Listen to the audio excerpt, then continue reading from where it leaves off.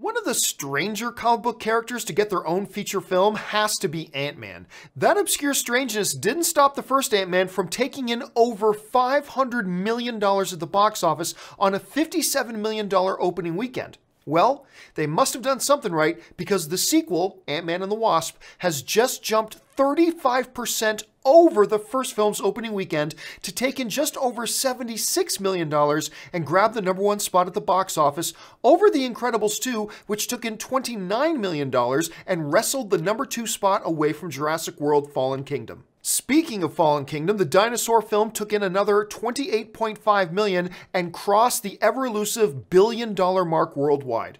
In the 4th spot is The First Purge, which made $17.1 million on its opening weekend, and rounding out the top 5 is Sicario, Day of the Saldado, making $7.3 million. You know, to me, it is still absolutely astonishing that anybody went to go see Ant-Man. Think about that for a second. Forget what you know about the MCU. Just picture this.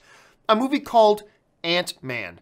One of the, especially at the time, most obscure characters they could have possibly gone with, but they went with it. Film made over $500 million at the box office. Did it work? Well, they just put out the sequel, and like we said in the rundown, it's jumped over 35% to come in at about $76 million.